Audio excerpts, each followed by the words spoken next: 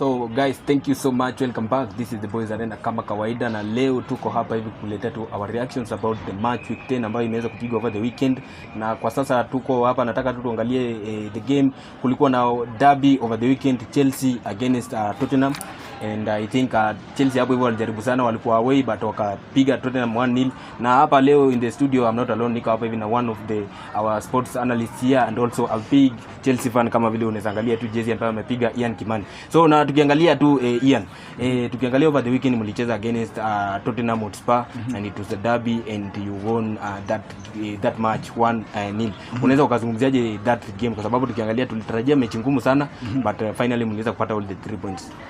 Kwanza nianze kuna kusema kuitaja Chelsea bila kusema world champions, I think it's a crime in the days that we are in. Kwa hivyo unaanza na world champions alafu unasema Chelsea. So it's like so okay, on about the game, nasikia umesema we expected a difficult game. Ni ukweli, na ukiangalia the scoreline was 1-0, na ukiangalia I think Chelsea is doing quite a good job ikifika ni pale Tottenham Hotspur Stadium.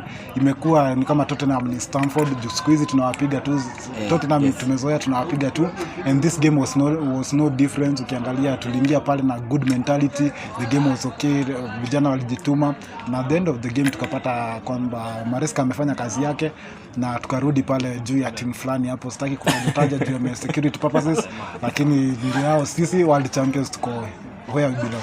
Yes, so and another highlight ambayo niliweza kuona in that match, Joao Pedro finally aliweza kupata another goal after I think 7 matches.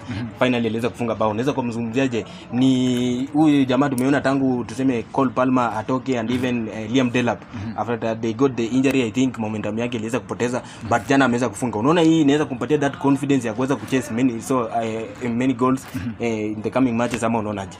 I think Joao is a complete striker. Kwanza tuanze hapo, na hata kama his position is not mainly number 9, I think anafanya kazi venye inafaa. Ukiangalia pale Club World Cup alitubeba sana, na hata kwa ligi ameanza vizuri, but tukasikia Maresca alikuwa anasema hat-trick daily, so hiyo nikukwambia hakuwa 100% fit, amekuwa overworked, yes. Lakini we thank God Liam Delap is back, so tutakuwa tunamuona at least akifanya changes pale, and we hope to get Joao Pedro to his normal form. Na ukiangalia hiyo game ya against Tottenham, I think alifaa kukuwa na goals kama 2 ama 3, yes. Juu kuna yenye alimiss, na pia kuna another one aliscore to Gittens naye akafanya mambo yake, yes. But Joao is a good player, so wakianza kuinterchange na Delap, I think atarudi ile form yake tulikuwa tunamzoea.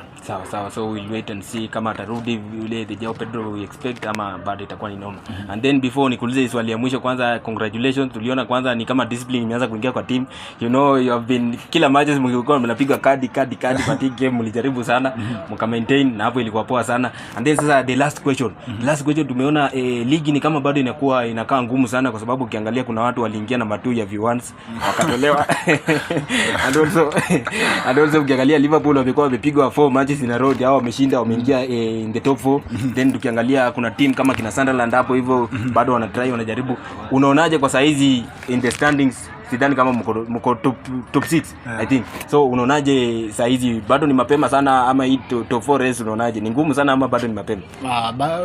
Hakuna race ngumu hapo, kwa sababu ukiangalia Chelsea tuko na 17 points, number 2 ako na 19, number 1 ako na 25. Hiyo kuna gap iko hapo, lakini sisi tulikuwa tu tumesaidia ndugu zetu wakakaa juu wiki moja wakapata kiburi, so tukawaambia mtu ajue his place, na we see what happens in the next game. Lola director huko ananiangalia vibaya sana, lakini it's fine. So with that I think tumeweza kufika to an end. Bado I think pia Chelsea will be in action over this midweek, watakuwa wanapiga Champions League, na tutakuwa hapa kukuletea our preview about that game. So with that I think it's a goodbye from us here.